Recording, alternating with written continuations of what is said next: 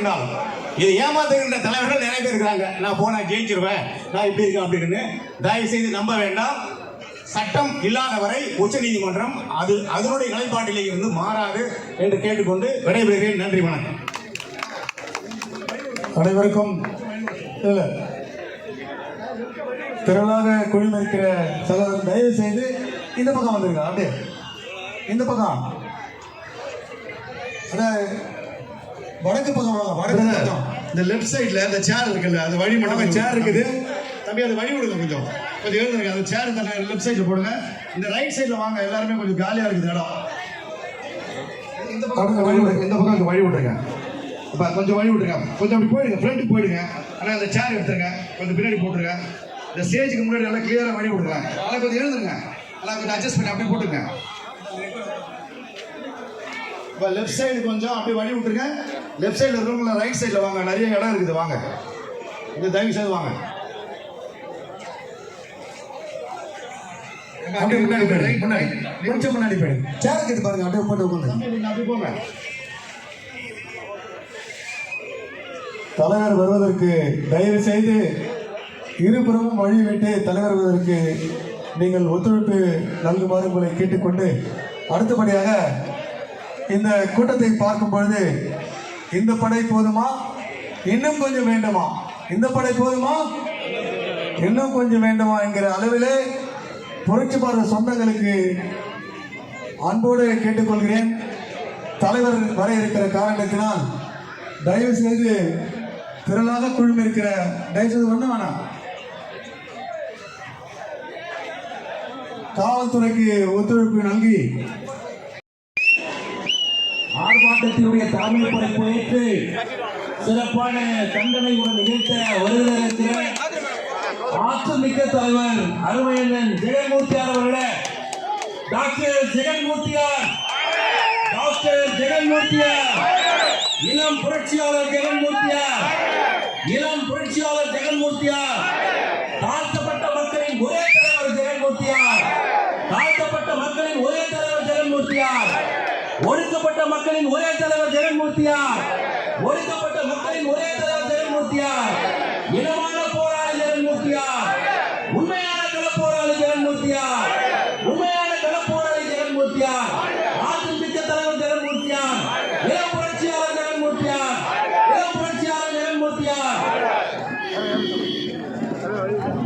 அவர்கள் விழா மேடையில் ஆர்ப்பாட்ட மேடையை நெருங்கிவிட்டார். தயவு செய்து அவருடைய வாகனம் வருவதற்கு அன்புக்குரிய தொண்டர்களை தயவுசெய்து வழிவிடும்படி கேட்டுக்கொள்கிறோம்.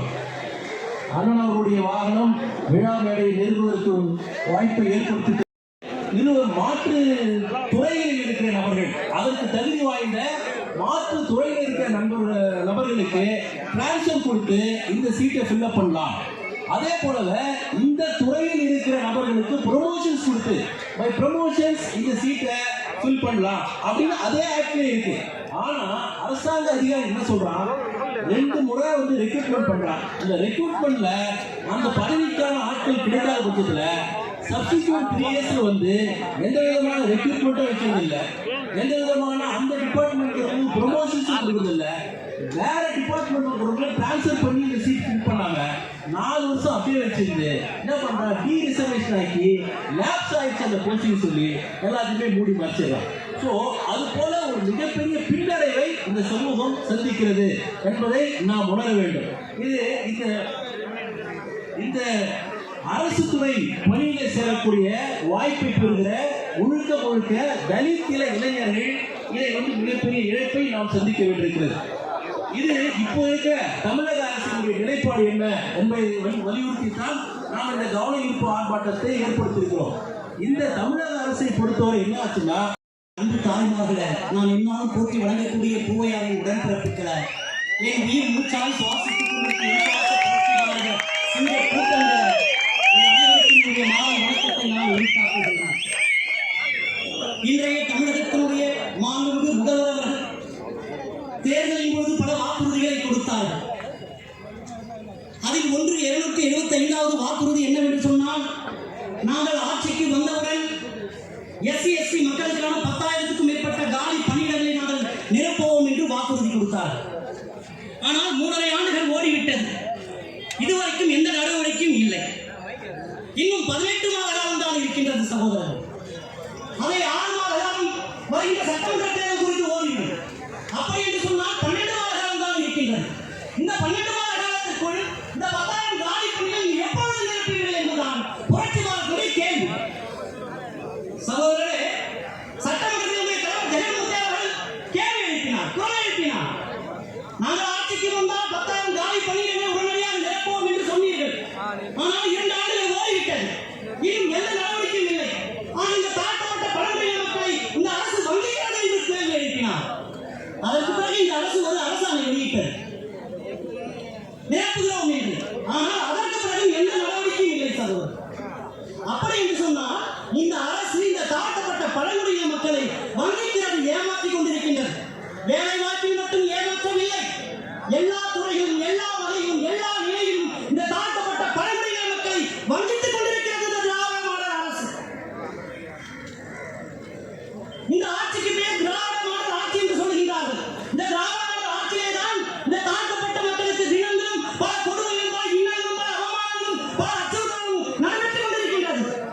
இதை வேடிக்கை பார்த்துக் கொண்டிருக்கிறது இந்த அரசு, வேடிக்கை பார்த்துக் கொண்டிருக்கிறது. இந்த சமூக நீதி ஆட்சி என்று சொல்லிக் கொண்டிருக்கிறார்கள். இந்த ஆர்ப்பாட்டத்திற்கு வள்ளுவர் கோட்டமே தெரியாத அளவிற்கு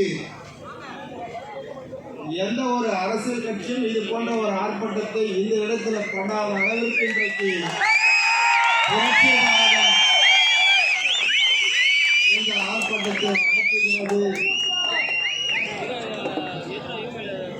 இந்த ஆர்ப்பாட்டத்தில் புரட்சி போராளிகள் கலந்து கொண்டு தங்களுடைய கண்டனங்களையும் முழக்கங்களையும் இந்த அரசனுடைய செவிக்கு போய் சேர வேண்டும் என்று கோஷமிட்டுக் கொண்டிருக்கின்ற புரட்சி பாரத இயக்கத்துடைய அன்புக்குரிய போர் வீரர்களே,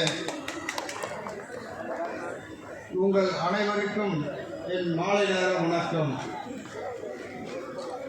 இங்கே பேசி இருக்கின்ற நம்முடைய பொறுப்பாளர்கள் இந்த ஆர்ப்பாட்டம் ஏன் எதற்கு என்று இங்கே விளக்கம் அளித்து இருக்கிறார்கள்.